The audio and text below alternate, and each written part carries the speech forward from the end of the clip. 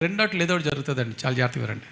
ఒకడు అన్యాయంతో, దోపిడితో, తప్పు మార్గాలతో డబ్బు, ఆస్తి, వెండి బంగారాలు సంపాదించుకునేవాడట. తన డబ్బును చూసి అంటాడట, ప్రాణమా తినుము, త్రాగుము, సుఖించుము, విస్తారంగా ఇదంతా సంపాదించేసాను నీ కొరకే, ఎంజాయ్ చేయంటాడట. అటువంటి వాని విషయంలో రెండాట్లు ఏదో ఒకటి చేస్తాడట. నెంబర్ 1, అయితే ఆ డబ్బుని తీసేసుకుంటాడు దేవుడు, లేకపోతే ఆడనే తీసేస్తాడు. సౌలు దావీదుకి అన్యాయం చేసి సంపాదించాడు. డబ్బు అంతటినీ కూడా, రాజ్యం అంతటినీ కూడా దావీదుకి ఇచ్చాడు. ఈ నాబాల్ అనేవాడు డబ్బంతా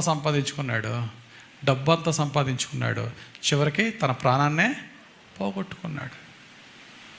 నువ్వు నేను నీతిగా సంపాదించకపోతే ప్రాణమన్నా పోద్దే, డబ్బన్నా పోద్దే. అనుభవించే భాగ్యం ఉండదు, నీ పిల్లలకి ఇచ్చే భాగ్యం ఉండదు. ఎవరన్నా సరే ఇల్లు చాలా అందంగా, చాలా స్ట్రాంగ్గా ఎందుకు కట్టుకుంటాం? నేను బ్రతికున్నంతకాలం బాగుండాలనా? ఎవడో కూడా ఆడు బ్రతికున్నంతకాలం ఇల్లు బాగుండాలని కట్టుకోడు. కనీసం 100 సంవత్సరాలు, నా 2-3 తరాలు ఇందులో బాగోవాలని కట్టుకుంటాడు.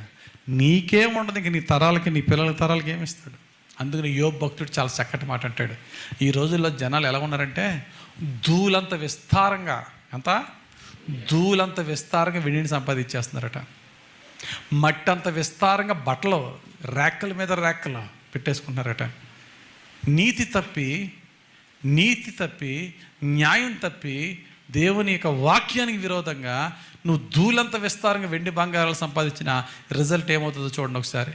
నీ వెండి ఎవరు పంచుకుంటారో, నీ బట్టలు ఎవరు వేసుకుంటారో చూడండి. యోబు గ్రంథం 27:16. మనలో ఎవరమైనా నీతి తప్పి, యథార్థత తప్పి, దేవుని వాక్యానికి విరోధంగా నడిచి కోట్లు సంపాదించుకుంటే వారి గురించి దేవుడిస్తున్న వాక్యం. యోబు గ్రంథం 27:16-17 ధూళి అంత విస్తారముగా వారు వెండిని పోగు చేసినను, జిగటమన్నంత విస్తారముగా వస్త్రములను సిద్ధపరచుకొనినను, వారు దాన్ని సిద్ధపరచుకొనుటయే గాని నీతిమంతులు దాన్ని కట్టుకొనెదరు, నిరపరాధులు ఆ వెండిని పంచుకొనెదరు. ఎవరు వాణ్ణి ధరించుకుంటారట? నీతిమంతులు, నిరపరాధులు. నువ్వు నేను నీతికి యథార్థంగా ఉన్నా, మన వార్డ్రోబ్స్ ఫుల్గా లేకపోయినా, మన బ్యాంక్ బ్యాలెన్స్లో డబ్బులు అన్యాయపు సొమ్ము మనం పెట్టుకోకపోయినా దేవుడు అంటున్నాడు, అవి నీ దగ్గరికి వస్తాయి. సేవింగ్స్ లేవని బాధపడద్దు. ఆడు బాగున్నాడు, ఈడు బాగున్నాడు, నాకు లేదని బాధపడద్దు.